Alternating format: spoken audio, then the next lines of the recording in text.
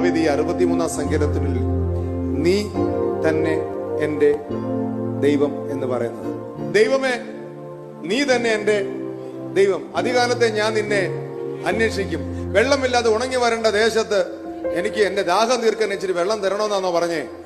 അല്ല പറഞ്ഞത്.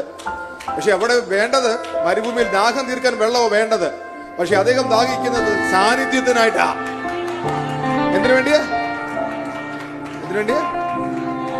നിന്റെ ബലവും മഹത്വവും കാണേണ്ടതിന്റെ വിശുദ്ധ മന്ദിരത്തിൽ ഞാൻ നിന്നെ നോക്കി ഇരിക്കും.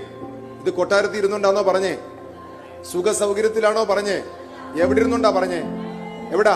മരുഭൂമിയില് ഒറ്റപ്പെട്ടിരിക്കുകയാണ്, ഏകാന്തതയിൽ ഇരിക്കുകയാണ്, പ്രതിസന്ധിയിൽ ഇരിക്കുകയാണ്. പ്രതിസന്ധിയിൽ ഇരുന്നുകൊണ്ട് ഭക്തൻ പറഞ്ഞു, എനിക്ക് ഒറ്റ കാര്യം മതി, നിന്റെ സാന്നിധ്യം.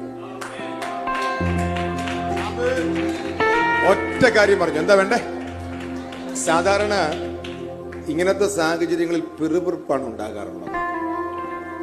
നീ എന്നെ വിളിച്ചു, വേർതിരിച്ചു, ആർക്കുമില്ലാത്ത പ്രതിസന്ധി. എനിക്കെന്താ ഉണ്ടായത്? ഒറ്റപ്പെട്ടിരിക്കുകയാണല്ലേ.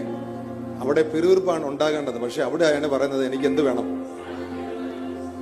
ഒറ്റയ്ക്കിരിക്കുമ്പോഴാണ് ഇച്ചിരി റൂട്ടൊക്കെ തെറ്റാൻ സാധ്യത കൂടുതൽ. പക്ഷെ ഭക്തൻ അവിടെ ഒറ്റയ്ക്കിരുന്നവൾ പറയും, എനിക്ക് ഒറ്റ കാര്യം, നിന്റെ സാന്നിധ്യം, നിന്റെ സാന്നിധ്യം, നിന്റെ സാന്നിധ്യം. നമുക്ക് എല്ലാവരുടെ മുമ്പിൽ എല്ലാം കാണിക്കാൻ പറ്റും. എല്ലാവരുടെ മുമ്പിൽ ആരാണെന്നൊക്കെ ചുമ്മാ അഭിനയിച്ച് കാണിക്കാൻ പറ്റും. ഒറ്റയ്ക്കിരിക്കുമ്പോഴാണ് നമ്മൾ ആരാണെന്ന് തെളിയേണ്ടത്.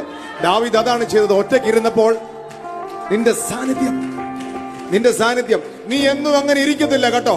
നിന്റെ ഇരിപ്പിടത്തെ കർത്താവ് മാറ്റി അവൻ നിന്നെ വിളിച്ചിറക്കി ഉദ്ദേശത്തിനനുസരിച്ച് നിന്നെ പൊസിഷനിൽ ഇരുത്താൻ വിശ്വസിക്കുന്ന എത്ര പേരുണ്ട്? അവർ മാത്രം കരങ്ങളെ തട്ടി